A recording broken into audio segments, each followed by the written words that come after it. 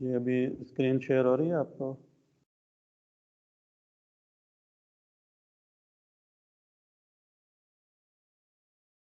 जी sir visible है, लेकिन minimise है अभी, मतलब दोनों शो हो रही है, बुक भी हो रही है और कोड भी।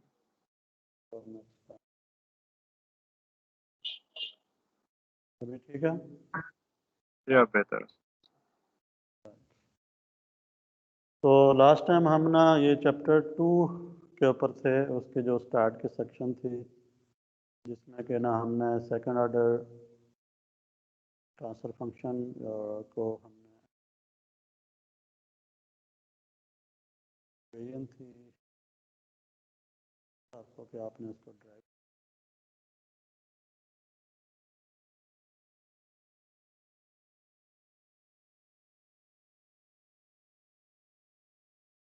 ये चीज़ें हमने की थी। जो आपके परफॉर्मेंस पैरामीटर्स हैं, rise time, overshoot, settling time, इस तरह से पीक टाइम, और इनकी हमने डेरिवेशन भी की थी, कुछ इक्वेशंस हमने डिराइव की थी। ये हमारे पास सेकंड ऑर्डर ट्रांसफर फंक्शन था, ठीक है। इसका जो डिनोमिनेटर है this is second order polynomial, और इसका हम स्टेप रिस्पांस हमने एनालाइज किया था। स्टेप रिस्पांस में a by s, this is the input and this is the transfer function. तो ये एस इसके साथ मल्टीप्लाई हो जाएगा, जो ट्रांसफर फंक्शन है इसके साथ ये सिंपल, इसके डिनोमिनेटर में एस मल्टीप्लाई हो जाएगा। तो इस स्टेप के बाद हमने इसको जब टाइम डोमेन में लेके गए तो टाइम डोमेन में जो y ऑफ t था that would be the step response of the second order system. ये स्टेप रिस्पांस है। स्टेप में क्या होता है कि इनपुट जो है ना वो जंप करती है, और उसके हिसाब से आउटपुट जो है ना उसको किस तरह से स्टेप को फॉलो करती है, वो रिस्पांस जो है ना that is called the step response. इसमें there is a variety of responses, जिसमें क्या हमने देखा था over damped, under damped, critically damped और अनडैम। तो इसमें हमने कहा था this response that is shown here is under damped response. Under damped response में सिस्टम ऑसिलेट करता है, और after some time it settle down at the steady state value, जो कि इसकी जो इनपुट, जो रेफरेंस इनपुट है, उस इनपुट पे जाके ये स्टे करती है। तो फाइनल वैल्यू जो है ना, द फाइनल वैल्यू ए, ठीक है ना, ये जो हाइट है इसकी, this is the step height जो आपने स्टेप इनपुट दी है। तो जब भी देखी थी आपने, जिसका ट्रांसफर फंक्शन आपने ए बाय एस किया था, ए बाय एस में ये ए जो है ना ये इसकी हाइट है। अगर ये यूनिट स्टेप होगी तो इसकी जो हाइट हो जाएगी वो 1 हो जाएगी, ठीक है। तो ये अंडर डैम रिस्पांस हमने इसको यहाँ पे इसकी परफॉर्मेंस को सर एनालाइज ग्रुप किया। में मैसेज आया हुआ है, वो कह रहे हैं लिंक शेयर कर दें। आप में से कोई कर दीजिए शेयर। सर मैं तो व्हाट्सएप पे नहीं हूँ, अभी मेरा मोबाइल पे है। टीम्स पे नहीं है वो लोग? सर नहीं होगा, वो मैथ का मैसेज आया था।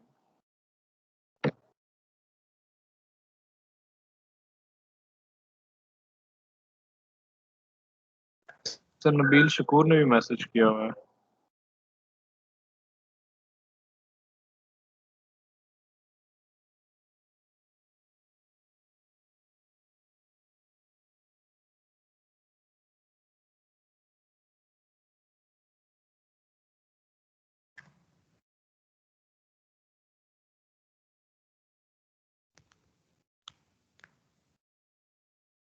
ठीक है।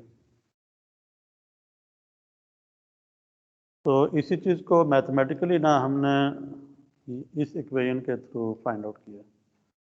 यू कैन सी है कि ये मेरे पास वही सेकंड ऑर्डर सिस्टम है, और ये इसका स्टेप रिस्पांस है।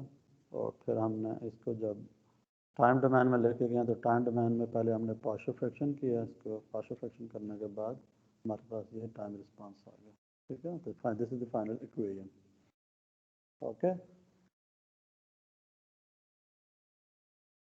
तो यहाँ से इस पॉइंट तक कैसे आना है, वो ये सारा आपका पार्शियल फ्रैक्शन है और फिर इसके साथ ये कोएफिशिएंट्स फाइंड करेंगे और कोएफिशिएंट्स फाइंड करने के बाद आपके पास ये फाइनल आंसर आ जाएगा। पहला ये वाला जो फैक्टर है इसमें K1 अगर मेरे पास 1 है for example if A is 1 mean unit step, तो 1 बाय एस K1 1 हो जाएगा, तो 1 बाय एस की जो इन्वर्स लैप्लास है दैट इज 1, और उसके बाद ये सारा एक्सप्रेशन है। तो ये मैंने आपको कहा था कि ये अगर आप असाइनमेंट के तौर पे ले लो, इसको इनको डिराइव करो, तो would you be able to do this in an assignment? ठीक है सर, थोड़ा टाइम एक्सटेंड कर देना। हाँ ठीक है, मतलब नेक्स्ट वीक में आप मंडे थर्सडे को ये प्रूव करके दिखा दो। सर अभी कमिंग वीक में तो हमारे लैब एग्जाम्स आ गए हैं सर, मंडे से जो मंडे स्टार्ट हो रहा है। तो मतलब कि फिर आपने नहीं करना ये, हाँ? मैं खुद ही नहीं करा लेता हूँ। करनी है, लेकिन सर अभी लैब एग्जाम्स आए हैं ना, मंडे से एग्जाम स्टार्ट हो रहे हैं लैब के, तो सर फिर टाइम थोड़ा सा चाहिए होगा क्योंकि कंसेक्टिव है वो भी। चलें फिर मैं ये ना डेरिवेशन आपको दिखा देता हूँ, फिर कोई और असाइनमेंट दे दूँगा आपको।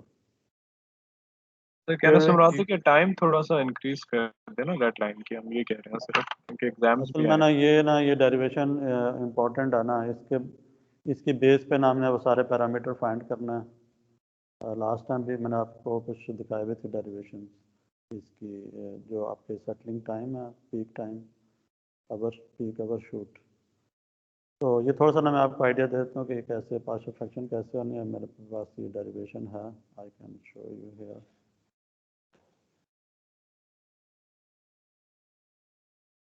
तो असाइनमेंट हम ना कुछ और कर लेंगे, ठीक है? ओके। तो ये वही वाली इक्वेशन है, to start with omega n square divided by s into this is second order polynomial with zeta omega n। इसमें ओमेगा एन क्या होती है नजम? What is omega n? Sir वो जो पोलिनोमियल होता है उसमें वैल्यू होती है जो साथ में मल्टीप्लाई और होता है जो एस के इस साथ। टर्म को हमने कुछ नाम दिया था, ओमेगा एन।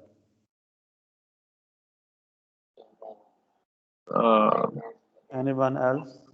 सर मुझे इसकी आइडेंटिफिकेशन पता है कि मतलब लाइक पोलिनोमियल में कौन सी होती है, मुझे नाम करना था। जी ताहा आप बताएं, ये ओमेगा एन को हमने क्या कहा था? What is omega n? Sir कौन सा था? जी सर कौन सा था? ताहा बादशाह, आप बता दो। सर ये सर ओमेगा है तो सारी फ्रीक्वेंसी फ्रिक्वेंसीज है ना सर, हाँ लेकिन ये स्पेसिफिकली कौन सी फ्रिक्वेंसी ये है? Natural frequency omega n. बिल्कुल सही, ये नेचुरल फ्रिक्वेंसी है। ये वो फ्रिक्वेंसी है जिसके ऊपर आपका जो रिस्पांस है, जो भी मैंने आपको दिखाया था, ये रिस्पांस ये ऑसिलेट करेगा, ठीक है? अगर जीटा की वैल्यू क्या हो? ज़ीरो हो। जिस फ्रिक्वेंसी पे ये ऑसिलेट करेगा जीटा ज़ीरो के लिए, that is called the natural frequency. और अभी जिस फ्रिक्वेंसी के ऊपर ये ऑसिलेट कर रहा है इसमें जीटा की वैल्यू ज़ीरो नहीं है, ऑफ कोर्स ये डैम्प आउट कर रहा है। जब भी जीटा ज़ीरो से ज़्यादा होगी उसकी वैल्यू, तो ऑसिलेशंस क्या करेंगे? डैम्प आउट करेंगे, डाई डाउन करेंगे, ठीक है? जीटा ज़ीरो के लिए ऑसिलेशंस डाई डाउन नहीं करेंगी, जबकि नहीं करेंगी। जीटा ग्रेटर देन ज़ीरो के लिए ऑसिलेशन डाई डाउन करेंगे। तो ये वाली जो फ्रिक्वेंसी है जो अभी आपको आ रही है, ये कौन सी फ्रिक्वेंसी है? ये ओमेगा एन है या कोई और फ्रिक्वेंसी है? अगर तो उसका क्या नाम है? अभी जिस फ्रिक्वेंसी से ये ऑसिलेशन आ रही हैं जिस फ्रिक्वेंसी के ऊपर, इन फ्रिक्वेंसीज का भी एक नाम हमने दिया था, कौन सी फ्रिक्वेंसी है? सर या तो ऑसिलेटिंग फ्रिक्वेंसी होगी और या तो सर ये अनडैम्प फ्रीक्वेंसी नहीं है? ये अनडैम्ड नहीं है। अनडैम्ड फ्रिक्वेंसी वो होती है जिसमें zeta zero, sir under damp. Under damp तो सर डिपेंड डैम करता है ना, ये तो वैल्यू पे, लाइक 1 जब होएगी तो वो क्रिटिकली डैम्प्ड होएगी, जब 1 से ज्यादा होएगी तो ओवर डैम्प्ड होएगी। हाँ, अब ये तो नहीं वैल्यू पे डिपेंड कर रहा है ना। नहीं नहीं नहीं नहीं, वो सिस्टम का ना आपका टाइप ऑफ द सिस्टम है, क्या ओवर डैम है अंडर डैम है। मैं सर स्पेसिफिकली देखे ना, फ्रिक्वेंसी फ्रिक्वेंसी तो दो मैं होती हैं, अगर स्पेसिफिकली डब्ल्यू में फ्रिक्वेंसी नेचुरल की फ्रिक्वेंसी है पूछता तो ये ऑसिलेटिंग फ्रिक्वेंसी हो जाएगी फिर। हूँ। ये वाली फ्रिक्वेंसी, इस फ्रिक्वेंसी को हम कहते हैं डैम्प फ्रिक्वेंसी, डैम्प। अच्छा, डैम्प, वो तो सर जीरो पे होती है ना डैम फ्रिक्वेंसी। वो अनडैम होती है। अनडैम और डैम में फ़र्क है, यू कैन सी। ये वाला रिलेशनशिप याद है?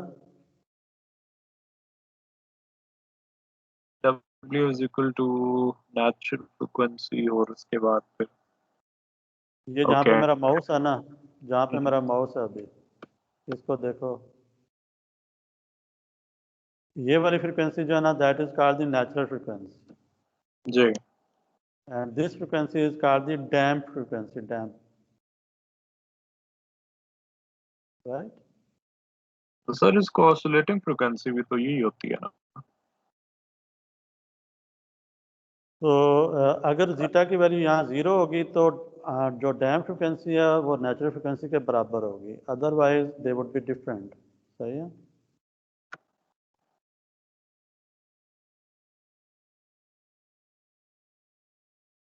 ये स्टेटमेंट पढ़ो जरा बार। zeta is equal to the oscillations continue forever. Larger values of zeta gives more rapid decay of oscillations but a slower rise.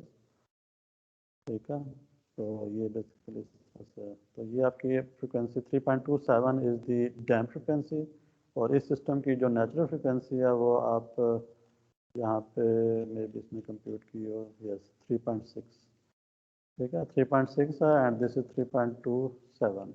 it is pretty low as compared to the natural frequency। ये frequency जो जो zeta increase करेगा ये frequency कम होती जाएगी। ठीक है, right, जी sir. Okay.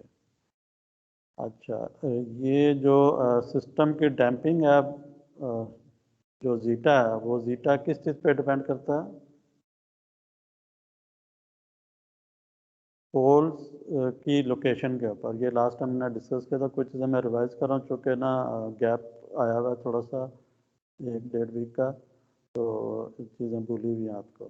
तो मैं अगर आपसे पूछूं यहाँ पे जीटा की क्या वैल्यू होगी, जहाँ पे मेरा भी माउस है,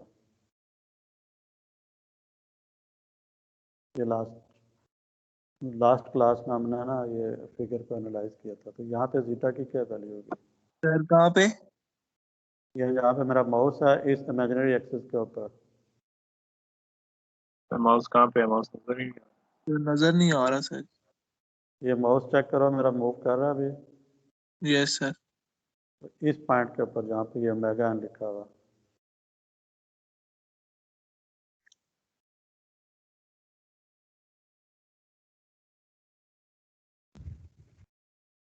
सर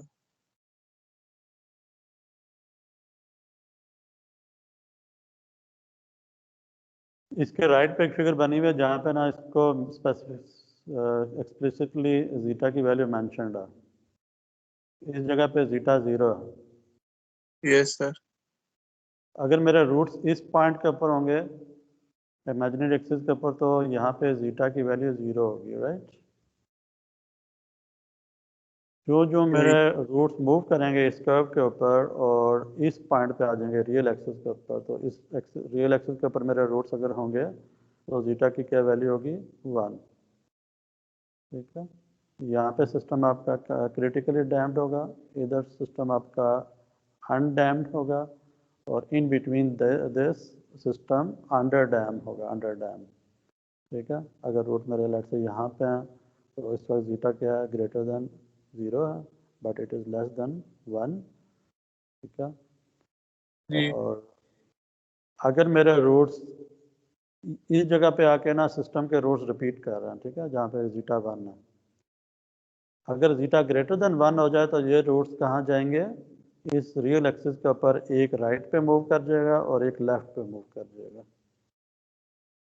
यस सर। तो रूट्स आपके डिस्टिंक्ट हो जाएंगे, ठीक है, और रियल होंगे, रियल और डिस्टिंक्ट रूट अगर होंगे तो जीटा ग्रेटर देन 1 होगा और सिस्टम अवर डैम होगा।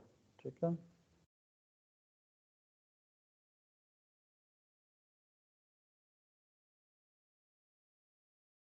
सही हो गया। Yes sir. तो ये थोड़ी सी चीज़ें मैंने कहा रिवाइज कर लूँ ताकि ना ये बेसिस हैं, जाके आगे पता चले कि यहाँ पे नेचुरल फ्रिक्वेंसी क्या होती है, जीटा क्या चीज़ है, और इनकी वैल्यूज़ सिस्टम के जो रिस्पांस है उसको इससे कैसे डिटरमिन होगा। तो फर्स्ट ऑफ ऑल हमने देखा कि जब मैं इस सिस्टम की पार्शियल फ्रैक्शन करूँगा तो इसमें एक आपके पास ऑर्डर 1 टर्म है, तो इसको मैं ये बायस कर दूँगा। उसके बाद एक सेकेंड ऑर्डर पॉलिनॉमियल है जिसका जब मैं पार्शियल फ्रैक्शन करूँगा तो मुझे फर्स्ट ऑर्डर रेजिड्यू देना पड़ेगा इसको, पी एस प्लस सी और divided by this second order polynomial.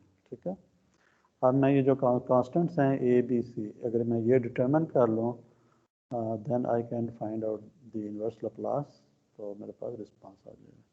तो पार्शियल फ्रैक्शन में आपको पता है कि ये जो कांस्टेंट्स है कैसे डिटरमिन करते हैं होते हैं, आप डिफरेंट कोफिशेंट्स आप इनके कंपेयर कर लें दोनों साइड पे, पहले आप इस फैक्टर को मल्टीप्लाई कर दें थ्रू आउट, और ये हमारे पास जो इक्वेशन आएगी इसमें हम कोफिशेंट्स कंपेयर कर लेते हैं।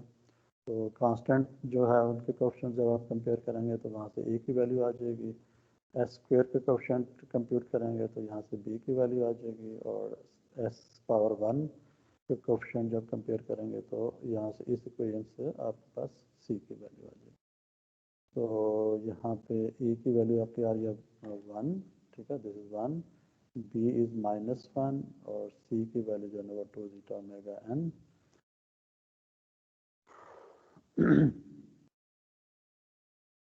इसके बाद थोड़ी सी मैनिपुलेशन करनी है हमने, नीचे एक स्क्वायर कंप्लीट करना है ताकि ना हम इसको एक साइन और कोसाइन की फॉर्म में लेके जाएं। तो इस इक्वेशन को ज़रा देखिएगा, तो इसमें मैंने ये किया कि जीटा स्क्वायर ओमेगा एन के स्क्वायर जो टर्म थी वो ऐड भी कर दिया, सब्ट्रैक्ट भी कर दी इस इक्वेशन में, ताकि ना ये स्क्वायर कंप्लीट हो जाए। तो ये वाले जो आ जाएगा s plus zeta omega n whole square, ठीक है, और यहाँ से omega n square minus zeta square omega n square में से ओमेगा एन स्क्वायर कॉमन लिया तो 1 माइनस जीटा स्क्वायर आ जाएगा, ये अंडर रूट नहीं है। उसके बाद इनको मैंने ये जो ऊपर न्यूमिनेटर में 2 टर्म्स थी इनको पहले इससे मैंने इसको डिवाइड किया, फिर ये सेकंड टर्म से डिवाइड किया और ये माइनस अंदर मल्टीप्लाई हो गया। ठीक है, माइनस इसके साथ भी आ गया, इसके साथ भी आ गया, तो नीचे जो टर्म्स थी दोनों में वो सेम ही है। देन आपके पास ये जो एक्सप्रेशन है this is what, this is omega D damp frequency, अभी मैंने जो इक्वेशन दिखाई थी ना आपको थोड़ी देर पहले, तो ओमेगा वो ओमेगा सिंपल ओमेगा थी, ओमेगा डैम्प फ्रिक्वेंसी के साथ मैंने डी मेंशन कर दिया ताकि ना आपको क्लियर रहे कि ये डैम्प फ्रिक्वेंसी है। ठीक है, ये वही इक्वेशन है ओमेगा वाली। ओके,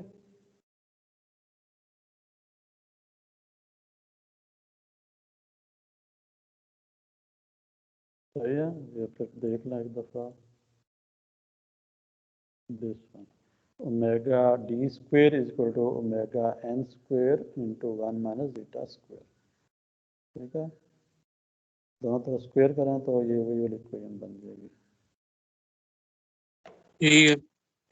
ठीक हो गया, यस सर। साथ साथ बताते जाइएगा जहाँ पे कोई आपको मसला हो। अब मेरे पास जो डिनोमिनेटर है इसको अगर आप देखें और इसके साथ ऊपर न्यूमिनेटर थोड़ा सा और फर्दर इसको लेके चलते हैं आगे। यहाँ पे इसने क्या किया, इस जगह पे ना इस टर्म में ऊपर भी ओमेगा डी से मल्टीप्लाई कर दिया, नीचे भी ओमेगा डी से मल्टीप्लाई कर दिया। ठीक है,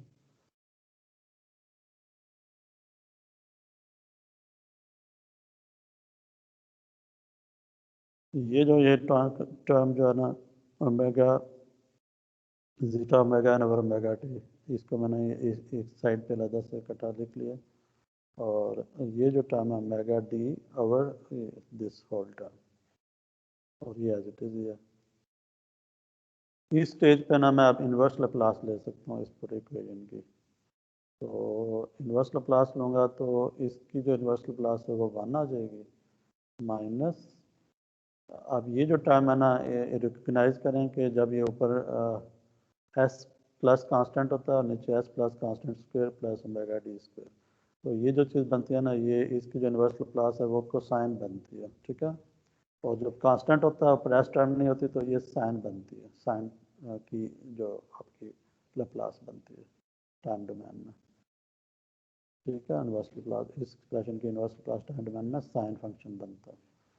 तो इसमें ये जो चीज़ है ये आपका इसके कॉज की फ्रिक्वेंसी के आर्गूमेंट में आता है, और ये जो टर्म है ये एक्सपोनेंशियल में आती है, ठीक है, e की पावर t में, e की power constant into t, this constant, ठीक है।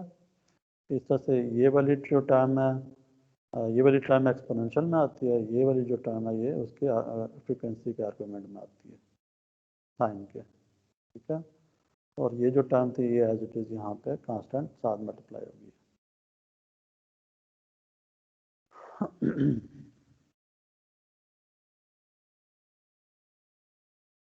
अच्छा, इसमें अब थोड़ा सा और इसको सिंप्लीफाई करते हैं हम। यहाँ पे ना ये e की पावर को ना हम कॉमन ले लेते हैं और डिवाइडेड बाय दिस टर्म, इसको भी कॉमन ले लेते हैं, ठीक है। This whole term I can take common, तो if I take this as common, तो यहाँ पे ये टर्म मल्टीप्लाई हो जाएगी, क्योंकि यहाँ पे ये मिसिंग थी, तो ये यहाँ से कॉमन ले रहा हूँ तो ये मल्टीप्लाई हो जाएगी। ये कॉस ओमेगा डी टी ऐसे एज इट इज़ आ जाएगा, माइनस भी कॉमन लिया तो ये प्लस हो गया, और यहाँ पे जीटा रह गया और sine of omega d t, ठीक है। यहाँ तक कोई प्रॉब्लम तो नहीं है? No sir. यहाँ पे एक चीज़ देख सकते हैं आपके, I can put this thing 1 minus zeta square under root equal to sin theta, and zeta is equal to cos theta। ये इक्वेशन कैसे आ रही है? Why it is equal to sin of theta? तो इसके लिए ना यहाँ पे आते हैं हम। ये एक सेकेंड ऑर्डर सिस्टम है जिसके रूट्स ना इस कर्व के ऊपर ना यहाँ पे लाई कर रहे हैं, अंडर डैम सिस्टम है ये, zeta is greater than 0 and less than 1। तो लेट्स से वो इस कर्व में ना यहाँ पे कहीं रूट लोकेट कर रहा है, ठीक है। तो इस लोकेशन के लिए अगर आप देखें तो सेकेंड ऑर्डर सिस्टम है अगर, तो इसका एक रियल पार्ट होगा इस रूट का और एक इमेजिनरी पार्ट होगा। इसका रियल पार्ट है that is zeta omega n, ठीक है, माइनस जीटा ओमेगा एन, जो कि इतनी लेंथ का होगा, दिस मच लेंथ, और जो इसकी इस एक्सिस से जो हाइट होगी that would be this much omega n under root 1 minus zeta square, ठीक है। ये चीज़ समझ आ रही है?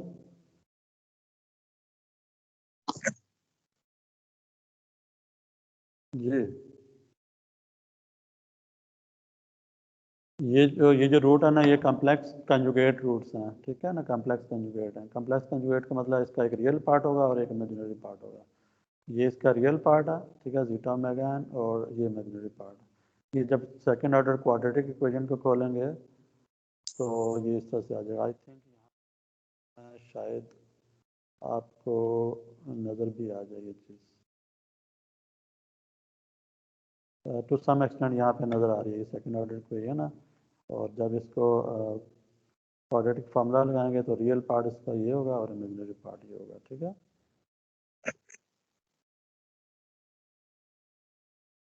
तो यहाँ से अगर मैं आपसे कहूँ कि ये एक ट्रायंगल बनेगी, this one is a triangle, in this triangle this angle is phi, ठीक है, दिस एंगल इज फाई।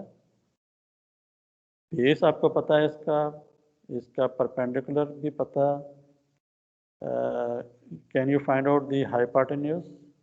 इसका हाइपोटेन्यूज क्या होगा? हाइपोटेन्यूज सर ये दिया हुआ है, दिया हुआ है। Omega n is the hypotenuse. Okay sir. Clear नहीं है तो मैं बोर्ड पे आपको बता देता हूँ, बोर्ड पे दिखा देता हूँ क्या कहते हैं। कर लो इसको बोर्ड में। कर लें सर।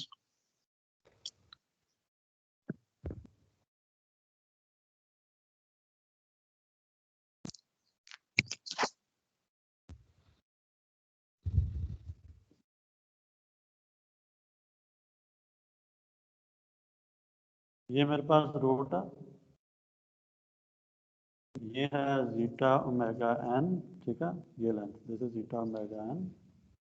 ये जो हाइट है, this height is omega n under root 1 minus zeta square, ठीक है। और ये जो ट्राइंगल बन रहा है, दिस इज थीटा या फाई, ठीक है। So this height is omega n under root 1 minus theta square. So what would be this length, ठीक है, ये इसका hypotenuse है। So hypotenuse would be equal to base का square plus perpendicular का square under root. So zeta square omega n square plus perpendicular square is omega n square into 1 minus theta square whole under root. इसको आप c कह लें, this is c, ठीक है।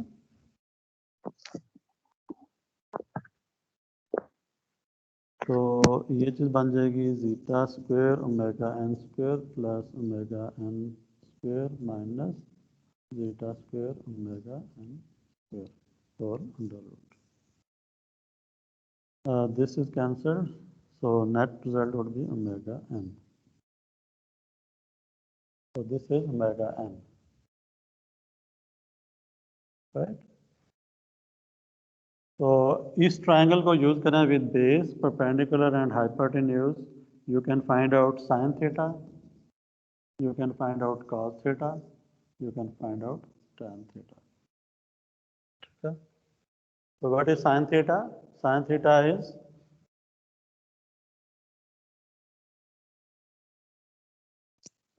perpendicular over hypotenuse hypotenuse. Perpendicular is omega n under root 1 minus theta square, or hypotenuse is omega.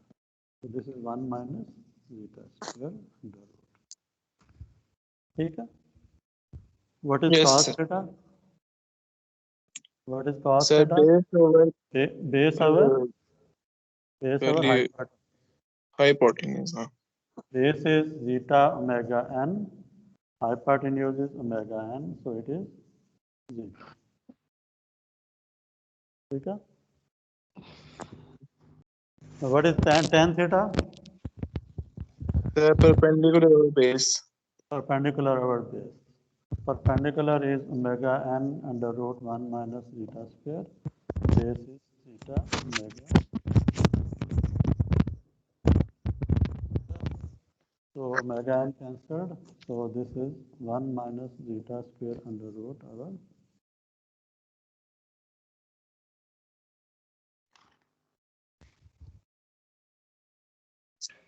ठीक हो गया?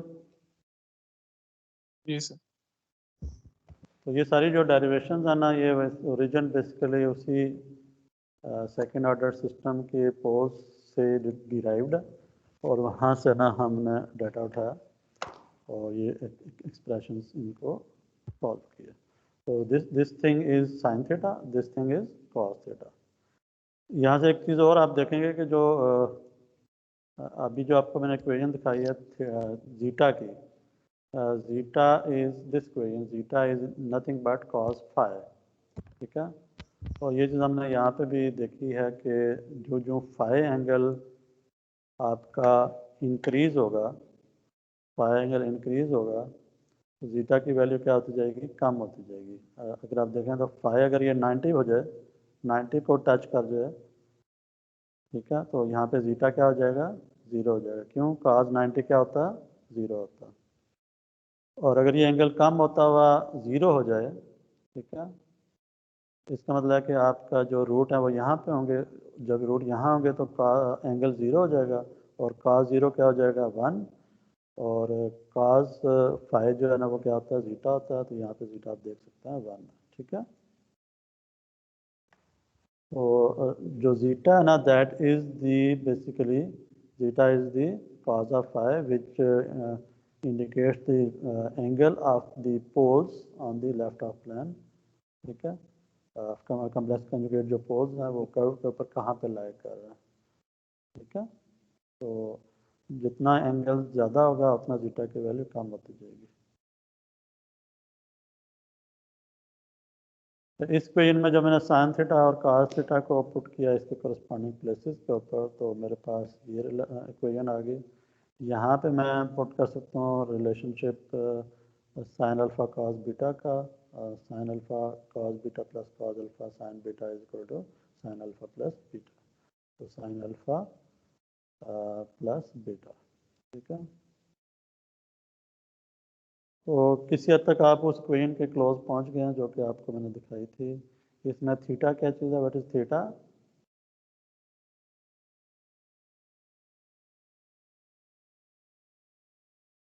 Theta is tan inverse of one minus zeta square over zeta. ठीक है, इसको sine inverse cos inverse से भी लिख सकते हैं, लेकिन यूजुअली आप इसको टाइम में रिप्रेजेंट करते हैं। ओके, तो this was the derivation. I hope कि आपको कोई इसमें कन्फ्यूजन नहीं होगी।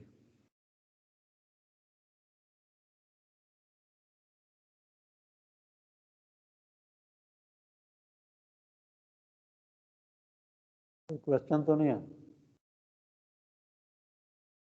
No sir. ठीक है, तो ये लेक्चर बेसिकली अभी तक आपकी रिवीजन ही चल रही है, आगे नई चीज़ अभी तक हमने कोई नहीं स्टडी की।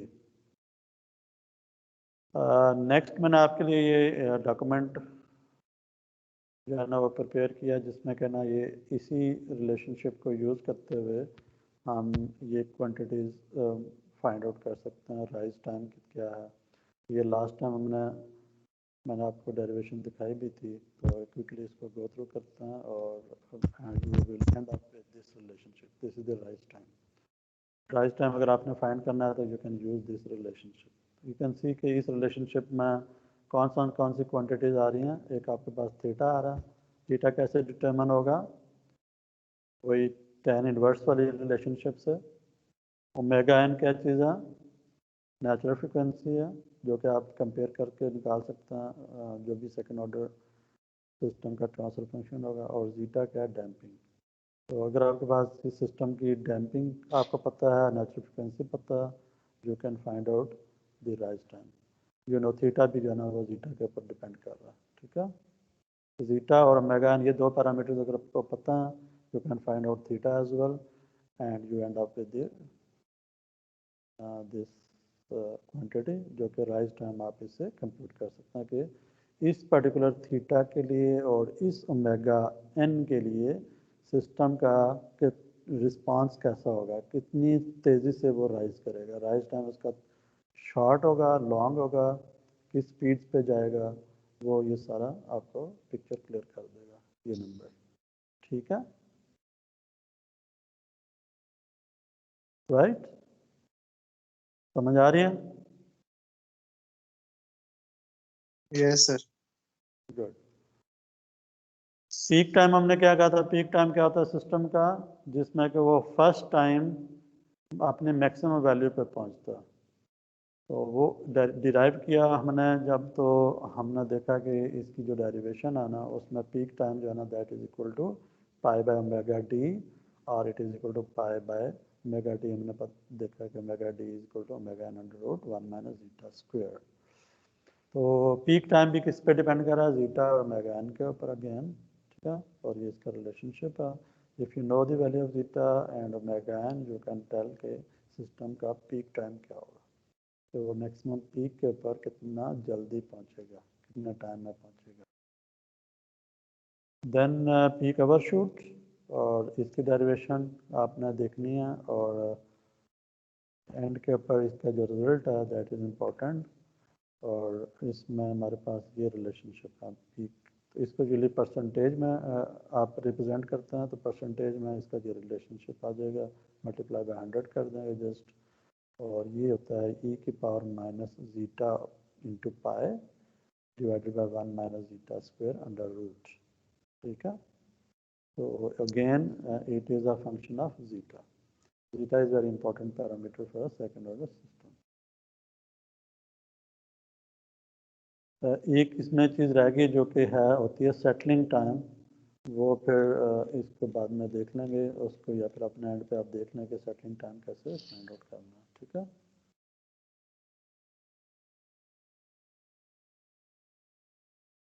तो अगर यहाँ तक अगर आपको चीज़ें क्लियर हैं तो now you would be in position.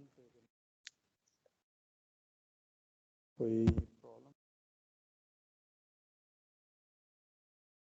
Graphs पे बेसिकली वही चीज़ शो कर रहे हैं, राइज टाइम, पीक ओवरशूट और सेटलिंग टाइम, और ये इसका सेटलिंग टाइम का जो बैंड होता है ±5%, इसके अंदर कितनी देर में पहुंचेगा इसको।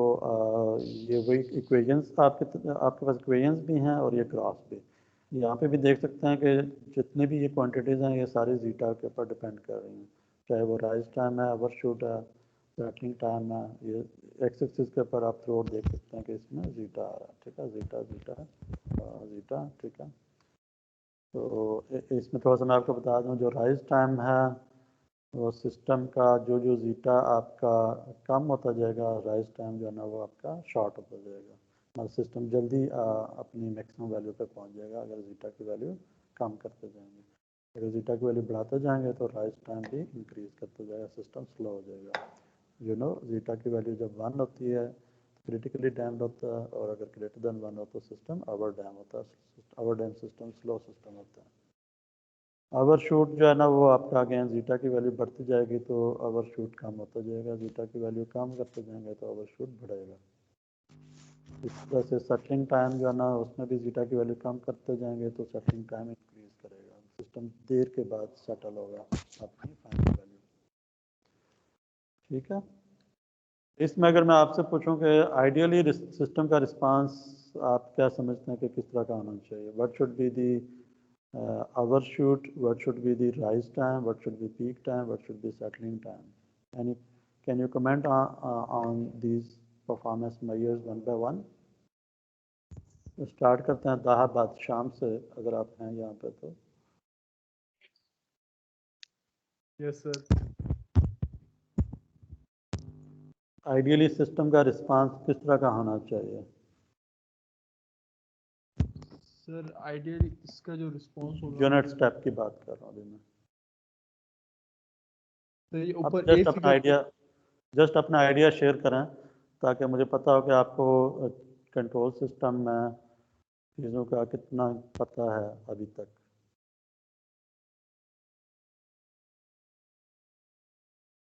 तो आप हैं? Yes sir. जी बताएं ज़रा कि what should be the what you can comment about the rise time? What should be the rise time? Should it be fast? Should it be slow? Sir ये फास्ट होगा इसका। बिल्कुल सही, rise time should be as low as possible। ठीक है, yes sir. Right. Ideally आप system के लिए क्या चाहते हैं, मैं ज़रा प्लॉट कर देता हूँ ताकि आपको ना आइडियल सिनेरियो पता हो। ठीक है,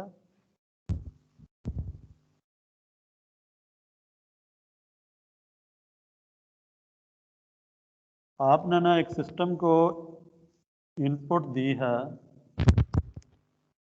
u of T. u of t is the step input 0। 0 से पहले आपने की इनपुट 0 थी, 0 के ऊपर आपने उसको एक स्टेप इनपुट दे दी 1 की। ठीक है,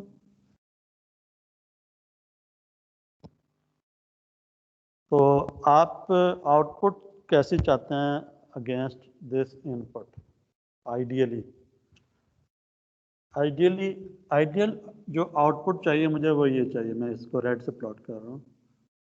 यहाँ तक कोई मैंने इनपुट नहीं दी तो आउटपुट भी ज़ीरो रहेगी, और जब मैं इसको स्टेप इनपुट दे रहा हूँ तो मेरा रिस्पांस इस तरह का आना चाहिए। ठीक है, इसमें जो रेड है वो आपकी आउटपुट है, वाई ऑफ टी है, और जो ब्लैक है that is input r of T.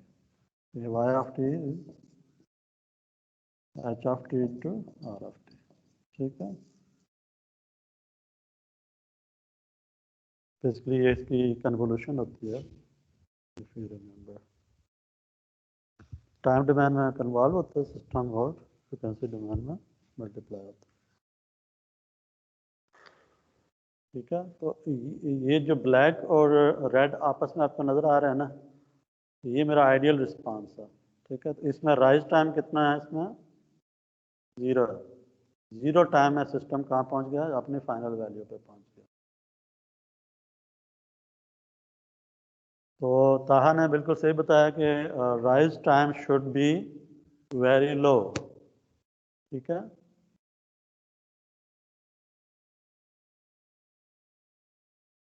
आप ज़रा मुझे बताएं कि ओवर शूट कितना होना चाहिए सिस्टम में। ओवर शूट के बारे में कमेंट करें। What should be the over shoot? Should it be maximum, should it be minimum?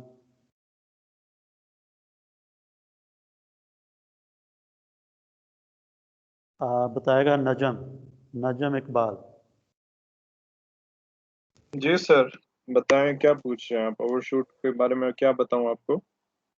Overshoot का बताएं कि ओवरशूट मैक्सिमम होना चाहिए या मिनिमम होना चाहिए। पहली बात, ओवरशूट नज़र आ रहा है आपको इस वेव फॉर्म में? नहीं। आपको ये वेव फॉर्म जो है ना, वो स्क्रीन तो विजिबल है ना, स्क्रीन? बुक विजिबल है, यस। जी, बुक वाली, हाँ, जी बुक वाली जी। पिक्चर आपको, ये फिगर एक विजिबल है? हाँ बिल्कुल विजिबल है सर। हाँ, अच्छा, इसमें ये जो डॉटेड लाइन है ना, ये जो अंदर वाली डॉटेड लाइन, ये स्टेप, जी ये इनपुट को रिप्रेजेंट कर रही है। This is the input. ठीक, ठीक।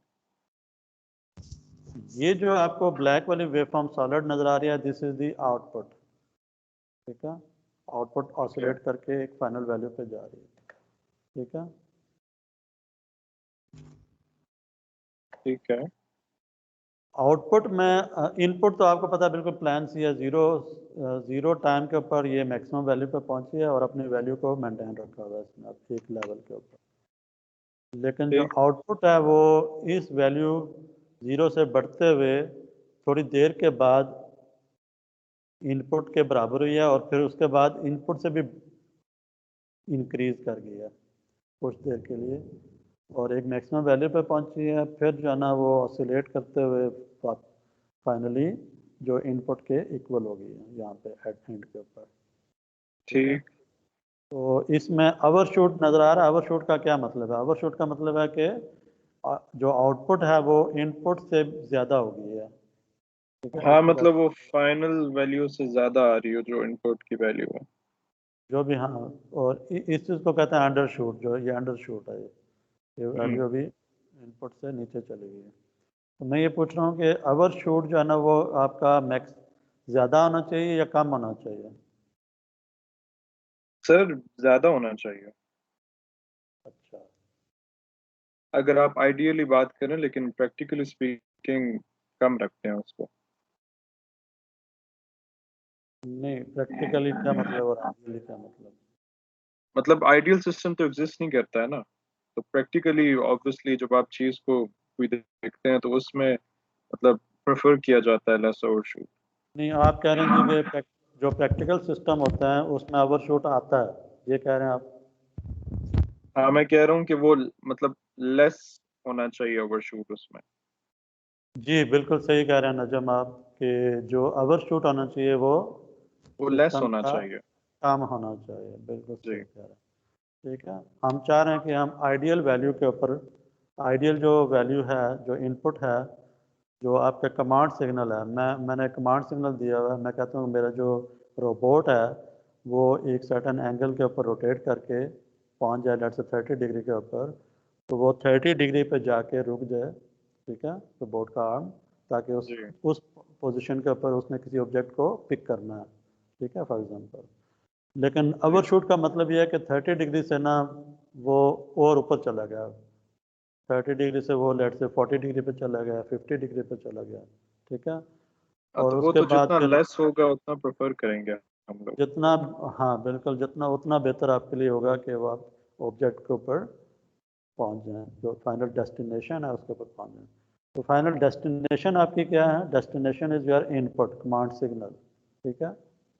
जी आपने रोबोट को 30 डिग्री की रोटेशन का कहा है, तो 30 degree is your step input, जिसमें कि जो ये फाइनल वैल्यू ए लिखा हुआ जो, तो that is corresponding to the 30 degree angle, ठीक है। तो बिल्कुल सही कह रहे हैं, overshoot should be minimum, जितना कम हो उतना बेहतर है, ठीक है। या बट प्रैक्टिकल सिस्टम में आपको पता है कि ओवर शूट आएगा थोड़ा बहुत, ठीक है। इसी तरह से पीक टाइम के बारे में कमेंट करें।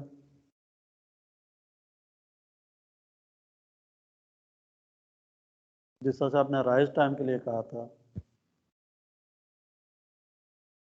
सर आपकी आवाज़ कट रही है। अच्छा, मैं ये कह रहा हूँ कि जो पीक टाइम है ना, ये जो TP is the time which it takes for the response to reach at the first peak।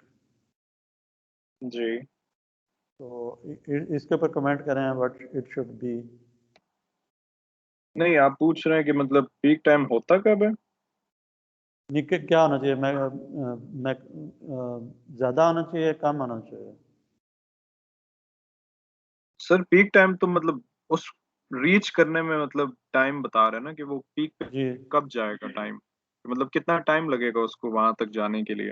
जी जी जी, तो ये कम होना चाहिए या ज़्यादा होना चाहिए? आई थिंक ये तो ज्यादा होना चाहिए।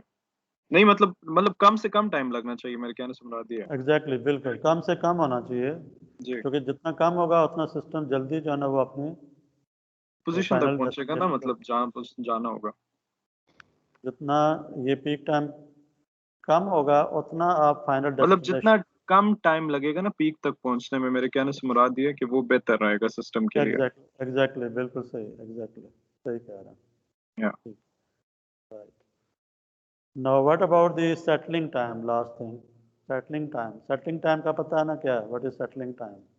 यहाँ पे ये इसने बताया, settling time, this the settling time. जो मतलब आखिर में टाइम जा रहा होता है, आप उसकी बात कर रहे सेटलिंग टाइम का मतलब ये है कि जो आपकी फाइनल डेस्टिनेशन है ना, उसके ऊपर हैं। जी आप कितना जल्दी पहुंच पहुंच रहे हैं, that is called the settling time.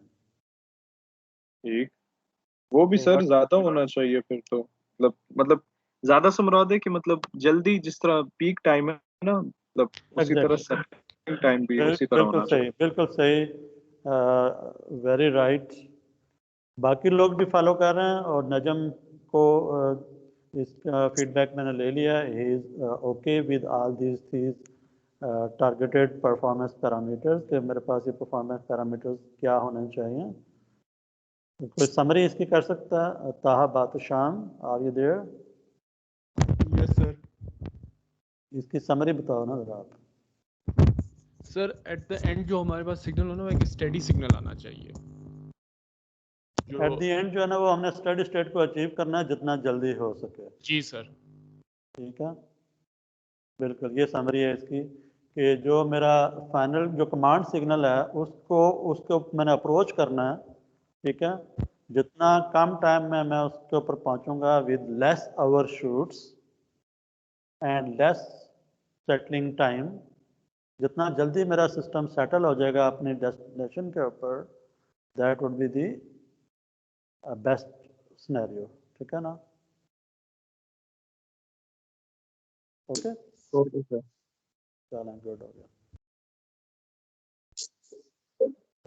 इस चीज़ को ना आप किसी भी एप्लीकेशन के लिए सोच सकते हैं, चाहे आप ऑटोमोबाइल के ऊपर लेके आएँ इसको, किसी मिसाइल सिस्टम के ऊपर लेके आएँ, किसी एंटेना के ऊपर लेके आएँ, रडार एंटेना सर के ऊपर। एम्पलीफायर ऊपर भी लेके आ सकते हैं, कोई साउंड वेव्स टाइप अगर हो जाए। Sound wave? मतलब एम्पलीफायर के ऊपर भी हो सकता है ये फिनोमेना, मतलब नहीं नहीं नहीं नहीं एम्पलीफाई नहीं। एम्पलीफाई करते वक्त जो एम्पलीफायर होता है मिसाल के तौर पे, जैसे स्पीकर होता है ना, उसमें जो साउंड वेव्स होती हैं। नहीं एम्पलीफायर में तो, उसमें भी एम्पलीफायर में ओपन में आपने देखा था कि फीडबैक लगती है और उसमें भी जी एक सर्टन आप गेन अचीव करना चाह रहे हैं। हाँ, क्योंकि सर उसमें भी आउटपुट मतलब एम्पलीफायर की आ रही होती है ना, तो जो पीक टाइम उसमें भी होगा, नहीं आप ऑब्वियसली सेटिंग इसको टाइम ना होगा। आप इसको कंट्रोल्स की एप्लीकेशन में ना ज़रा सोचें, उस पर्सपेक्टिव में कंट्रोल्स कहाँ कहाँ पे अप्लाई होता नहीं है। सर, जैसे कंट्रोल आपके डायनामिक सिस्टम में जैसे आपका आपके एम्पलीफायर आता है ना, नहीं इंडस्ट्री आता? इंडस्ट्री में आपके रोबोट्स हैं, वहाँ पे अप्लाई होता है। गाड़ियों में ऑटो, जो ऑटो कार्स हैं, ठीक है ना, ड्राइवरलेस कार्स हैं, जी उनमें इस तरह से ड्रोन आपके हैं, आपके क्वाड कॉप्टर हैं, ठीक है ना, आप एक सर्टन एल्टीट्यूड हाइट अचीव करना चाह रहे हैं, एक certain angle tilde angle achieve करना चाह रहे हैं, ठीक है। उस पर्सपेक्टिव नज़र में ज़रा इसको सोचें आप। इसको जो स्टील मिल है, स्टील मिल में एक स्टील को आपने एक सर्टन थिकनेस के ऊपर उसको बेसिकली रॉड को बिल्ड करना है, क्या करें, सही है। तो वो एक जी। कमांड सिग्नल देते हैं आप, तो उस कमांड सिग्नल को आप किस तरह से अचीव करते हैं, सिस्टम किस तरह से तो सर एग्जीक्यूट ठीक है, करते हैं। लेकिन कंट्रोल सिस्टम तो हर जगह यूज होते हैं, मतलब आपके मतलब कंट्रोल सिस्टम में डायनामिक सिस्टम कोई भी होगा तो वो तो मतलब एम्पलीफायर में भी वेव्स की बात हो रही है ना, ये जो हाँ जनरेट। एम्पलीफायर भी है, लेकिन एम्पलीफायर ऐसा जो है ना वो कंट्रोल सिस्टम में नहीं आता। ठीक, लेकिन मैं कह रहा हूँ कि फिनोमेना तो सर ये वहां पे भी यूज होगा ना, राइज टाइम ना पीक मना टाइम होता है, की जो बात कर रहे थे ना। To some extent you are right. अच्छा, ये जो ड्रिल प्रॉब्लम डी 2.8, इसको ना आपने जाके देखना है आज। इसमें बेसिकली वही ये जो आज की डिस्कशन है ना, इसको यहाँ पे अप्लाई करना है आपको।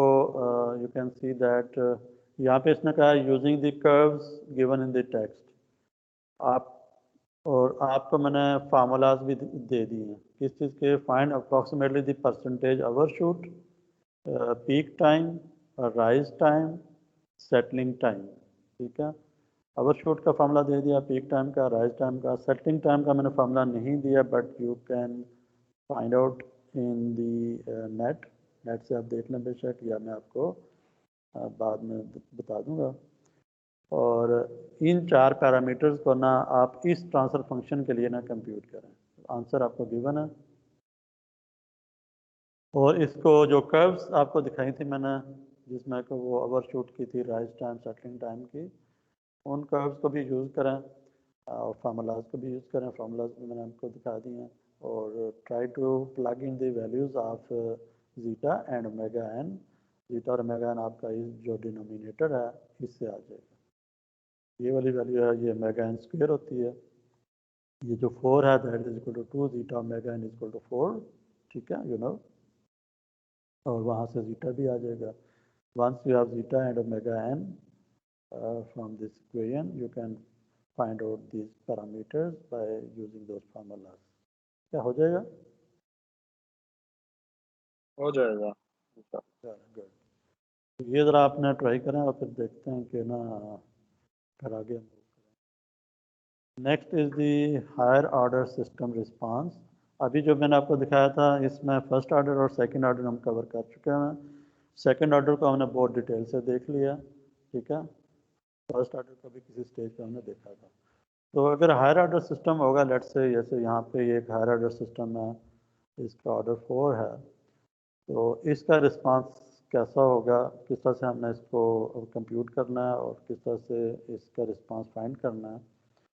तो यू कैन सी दैट अगर मेरे पास सिस्टम हायर ऑर्डर हो तो मैं इसको ब्रेक कर सकता हूँ into the first and second orders, क्या। तो अगर किसी भी हायर ऑर्डर सिस्टम को मैं फर्स्ट और सेकंड ऑर्डर में ब्रेक कर सकूं, और फर्स्ट और सेकंड ऑर्डर के रिस्पांस मैंने ऑलरेडी देख लिए हैं, तो आई can find out the response of any system of any order. क्योंकि अल्टीमेटली जो भी सिस्टम होगा अगर मैं उसको फर्स्ट और सेकंड ऑर्डर में ब्रेक कर सकता हूँ तो फिर जो है ना वो उसका रिस्पांस भी मैं फाइंड कर सकता हूँ, क्योंकि मुझे फर्स्ट और सेकंड ऑर्डर सिस्टम के रिस्पांस का एनालिसिस आता है। ठीक है, क्या ख्याल है?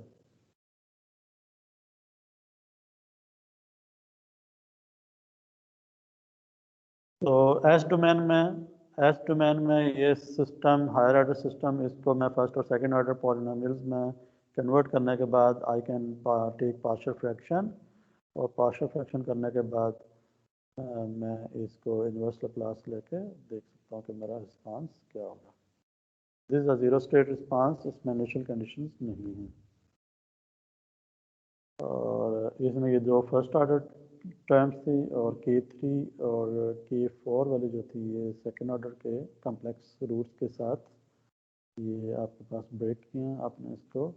और once you know these constants K1 K2 K3 K4, तो इन K1 K2 K3 और K4 के साथ आप इसको टाइम डोमेन में इन्वर्स लैप्लास लेके ये टर्म्स फाइंड कर सकते हैं। इसमें बेसिकली 4 टर्म्स आएंगे, जो ये फर्स्ट ऑर्डर की और सेकंड ऑर्डर की जो आपके पास हैं। सेकंड ऑर्डर में दो आपके कॉम्प्लेक्स जो ये वाली जो थी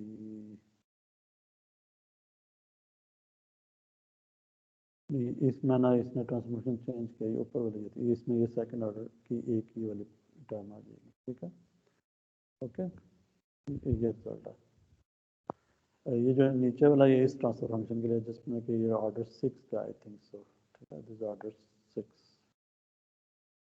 ओके,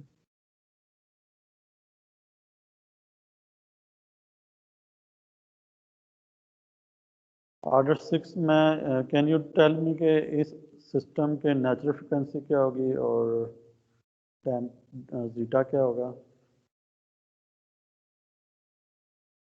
इस सिस्टम का मुझे कोई बता सकता है कि what would be the natural frequency and zeta? Find कर सकते हैं इन एक्सप्रेशंस। इसका अपना जीटा हो जाएगा, इसका अपना जीटा होगा, इसकी अपनी नेचुरल फ्रिक्वेंसी होगी, इसकी अपनी नेचुरल फ्रिक्वेंसी होगी। ठीक है ना? ये फर्स्ट ऑर्डर में कोई इस तरह की चीज़ नहीं होती, ना नेचुरल फ्रिक्वेंसी होती है ना ही कोई जीटा होता। तो ये सिक्स ऑर्डर सिस्टम है जिसके ना जब इसको ब्रेक किया आपने फर्स्ट ऑर्डर सेकंड ऑर्डर में, तो दो फर्स्ट ऑर्डर टर्म्स आ गए हैं, दो सेकंड ऑर्डर टर्म्स आए हैं। इस सेकंड ऑर्डर टर्म का जीटा ओमेगा एन और इस सेकंड ऑर्डर टर्म का जीटा ओमेगा एन वो यहाँ पे इसने दिया हुआ, omega n 1 omega n 2 zeta 1 zeta 2। ठीक है, ओके, क्लियर? कोई परेशानी तो नहीं है भाई? नो सर, सही है। ठीक है, तो ये पता चल गया जीटा 1 क्या है और जीटा 2 क्या है। ये बेसिकली हायर ऑर्डर सिस्टम था जिसको जब मैंने ब्रेक किया तो जो सेकंड ऑर्डर जो टर्म्स थी ना उनके कोरस्पॉन्डिंग जीटा। इसका मतलब है कि इस सिस्टम के कितने रूट्स होंगे टोटल, जल्दी से बताएं? 6। 6 ऑर्डर ऑफ 6 रूट्स हैं। कितने इसमें रियल होंगे और कितने कॉम्प्लेक्स होंगे?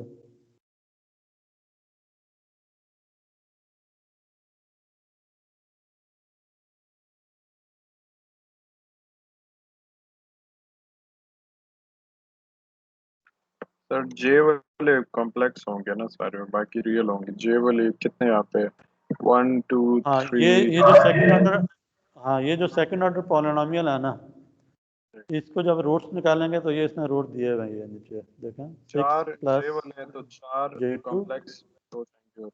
और 6 माइनस J2, और ये जो दूसरी टर्म थी सेकंड ऑर्डर उसमें 1 प्लस J6 1 माइनस J6। ठीक है, ये इसके रूट्स हैं। ठीक है, ऑफ कोर्स इसका जो रियल पार्ट है वो माइनस है, क्योंकि जब इसको दूसरी तरफ ले जाएंगे तो ये -6 माइनस J2 हो जाएगा, ये -6 प्लस J2 हो जाएगा, ये -1 माइनस J6 हो जाएगा, ये -1 प्लस J6 हो जाएगा। ठीक है, इसमें बेसिकली जो 4 हैं वो कॉम्प्लेक्स रूट्स हैं और 2 जो है रियल रूट्स हैं। ठीक है, इसका पोल जीरो प्लॉट आप बना सकते हैं। या इसके जो पोल्स हैं वो एस प्लेन के ऊपर प्लॉट भी कर सकते हैं आप। पोल्स कहाँ पे होंगे? इसके ये वाले ये पोल कहाँ इमेजिनरी एक्सिस पे भी आ ये जाएंगे पोल और कहाँ वन पड़ा होगा? ये पोल ये लेफ्ट हैंड प्लेन पे होगा। लेफ्ट ऑफ प्लेन में होगा और -9 यूनिट होगा। जी लेफ्ट ऑफ प्लेन -9 यूनिट पीछे पड़ा होगा। ये -12 यूनिट पीछे पड़ा होगा। लेफ्ट हैंड प्लेन ये भी, ये पोल कहाँ पड़ा होगा? ये लेफ्ट हैंड इमेजिनरी में भी होगा, मतलब बिल्कुल एग्जैक्टली। ये इसका 2। कम्प्लेक्स कंजुगेट बनेगा। ये दोनों कम्प्लेक्स कंजुगेट पोल में यू कैन सी कि ये 6 यूनिट होगा लेफ्ट ऑफ प्लेन में, और जी ये वाला रूट जो है ना ये 1 यूनिट लेफ्ट ऑफ प्लेन पे होगा। जी ठीक है, तो यू कैन इमेजिन कि ये रूट्स कम्प्लेक्स प्लेन में कहाँ पड़े होंगे। जी। अच्छा, अब अगर आप इस रिस्पांस को देखें तो ये रिस्पांस इसका जो इसको देखें अगर आप तो ये इसका जो नेचुरल रिस्पांस इसका होगा वो कैसा होगा? आई मीन कि इसको देखें अगर आपने कोई इनपुट नहीं दी हुई, ठीक है, ये ज़ीरो स्टेट रिस्पांस है और ये इसका इम्पल्स रिस्पांस है। इसका जो इम्पल्स रिस्पांस है it would always be die down to zero. तो इसमें जितनी भी टर्म्स हैं वो एक्सपोनेंशियल इसमें आ रहे हैं, हर टर्म में एक्सपोनेंशियल आ रहा है। And as t tends to infinity ये हर टर्म क्या हो जाएगी? ज़ीरो हो जाएगी। ठीक है,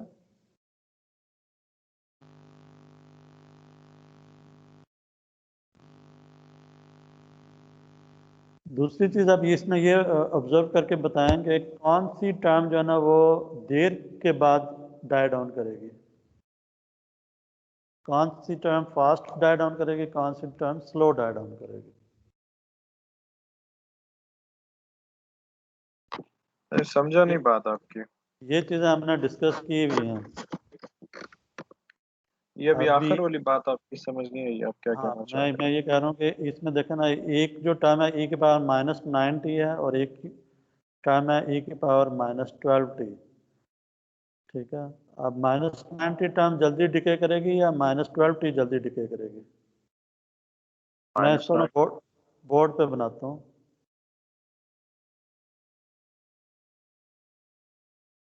-9 कहते हैं ज़्यादा जल्दी करेगी, क्योंकि -12 से आते हैं तो उससे टाइम ज़्यादा लगेगा।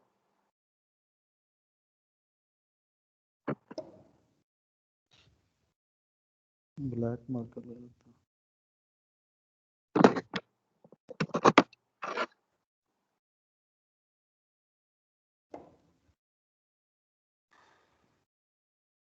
हूँ। एक ये कर्व है और एक ये कर्व है। ये होगी e⁻⁻9t, ये हो जाएगी e⁻−12t।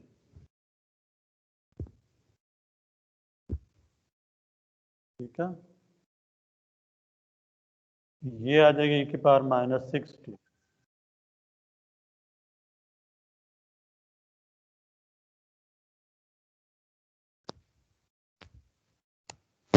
ठीक है, ये चीज़ क्लियर है? Yes sir. जितना आपका एक्सपोनेंशियल जो है ना, एक्सपोनेंशियल की वैल्यू जितनी बड़ी होगी उतना आपका रिस्पांस जल्दी डाई डाउन करेगा। अगर मैं e⁻−∞t कर दूं, इन्फिनिटी टी, तो वो जी सर। ज़ीरो टाइम में ही ज़ीरो हो जाएगी। क्या ख्याल है? सही। ठीक है, यस। ये जो नंबर है ना ये बताता है कि कितना जल्दी रिस्पांस डाई डाउन करेगा ये नंबर की पावर। ठीक है, ओके। तो मैं ये पूछ रहा था कि इस पूरी इक्वेशन को ज़रा गौर से देखें तो इनमें कौन सी जो टर्म है वो देर से डिके करेगी? सर देर से? जी, सर e⁻−t वाली। एग्जैक्टली बिल्कुल सही। जो ये जो लास्ट टर्म है ना e⁻−t, यस सर। ये it would take too much time to die down. ठीक है, बहुत देर के बाद। ठीक है, यस सर। इसका मतलब है कि जो सिस्टम का जो रिस्पांस है ना वो ज़्यादा देर तक इसकी वजह से रहेगा, ये रिस्पांसेस जल्दी ख़त्म हो जाएंगे। As compare to this last one. जी सर। इसको कहते हैं डोमिनेंट, ठीक है। ये जो टर्म है ना, ये डोमिनेट कर रही है, ठीक है। अच्छा, इसका जो रूट है ना, वो देखें ये वाली टर्म किस उससे आई थी, ऊपर वाले जो एक्सप्रेशन में, ये जो -1 थी, इन पूरी एक्सप्रेशन में कौन सी टर्म से आ रहा है? ये पहले से आ रहा है, दूसरे से आ रहा है, लास्ट वाले से आ रहा है, किससे आ रहा है? ये लास्ट टर्म इसका जब इन्वर्स लैप्लास लिया है तो ये लास्ट इक्वेशन बनी थी, ये लास्ट टर्म इनमें से किसकी वजह से आ रही है? सर ये आ रही है K3 वाले से आ रही है, K4 वाले से आ रही है, K1 K2? Sir K4। Exactly, K4 से आ रही है, K4 और K4 कंजुगेट से, क्योंकि इसमें जो जी सर। ये रियल पार्ट है इसका वो 1 है, तो रियल पार्ट एक्सपोनेंशियल में आता है और इमेजिनरी पार्ट उसकी फ्रिक्वेंसी के आर्गूमेंट में आता है, ठीक है। जी सर। ठीक है, तो इसका मतलब है कि जो ये जो रूट हैं, इनकी लोकेशन को एस प्लेन पे देखें तो ये रूट इन सब में इमेजिनरी एक्सिस से जो सबसे क्लोजेस्ट है ना, वो यही रूट्स हैं। बाकी इनका रियल पार्ट को देखें, इनके रियल पार्ट को, इसके रियल पार्ट को देखें, इनके रियल पार्ट को देखें, तो ये दूर दूर बैठे हुए हैं, ठीक है। तो जो जो रूट कम्प्लेक्स प्लान में इमेजिनरी एक्सिस के सबसे करीब होगा, that would be the dominant poles और डोमिनेंट रूट्स, ठीक है। ये चीज़ ध्यान में रखिएगा। आगे जो चैप्टर 3 में ना ये चीज़ हमने देखनी है, चैप्टर 2 जो है ना, ये आपका तकरीबन अब कंप्लीट हो गया। अब हम आगे आते हैं। सर जी काफी आज के लिए। हाँ, आज के लिए काफ़ी है, बिल्कुल। ये बस मैं चैप्टर 3 का ना स्टार्ट आपको दिखा के ना, then I will wind it.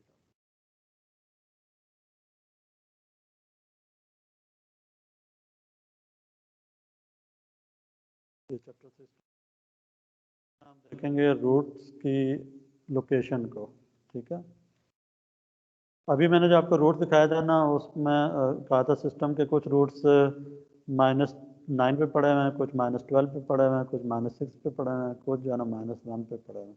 तो जो -1 वाले रूट्स हैं ना, वो आपके इस इमेजिनरी एक्सिस के सबसे क्लोज होंगे, ठीक है। और वो डोमिनेंट होंगे क्योंकि उनका रियल पार्ट सबसे कम है, और रियल पार्ट एक्सपोनेंशियल में आता है और वो स्लोली डिके करता है, ठीक है।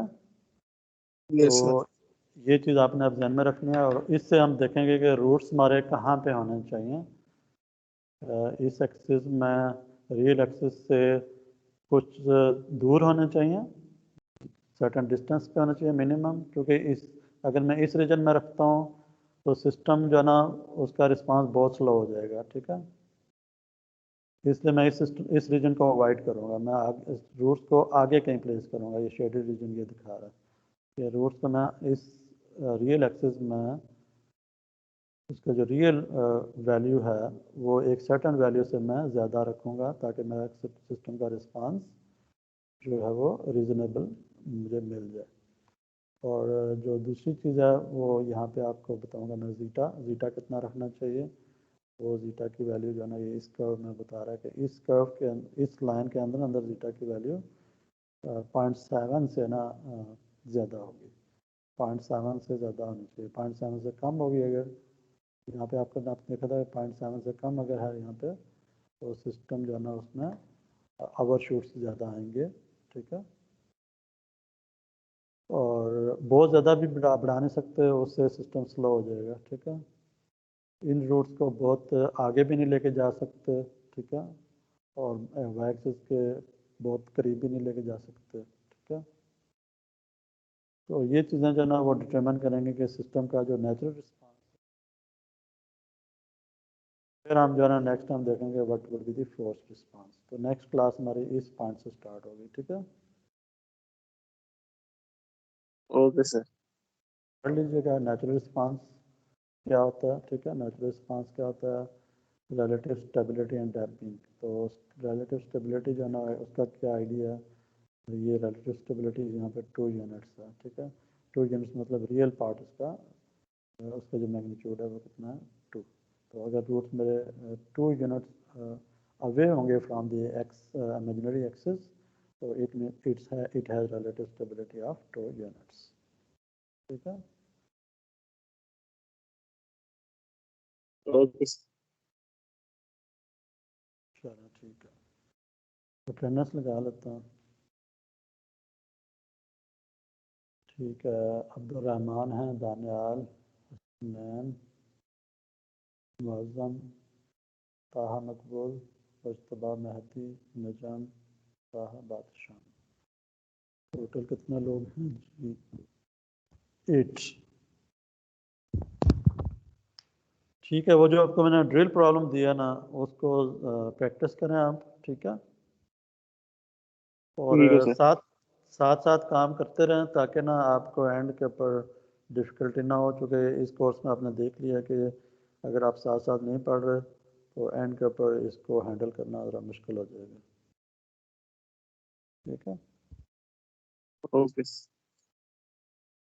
ओके देन, फिर best of luck, take care, thank you sir, अल्लाह हाफिज। अल्लाह ओके हाफ़िज़, सर। अल्लाह हाफ़िज़। क्वेश्चन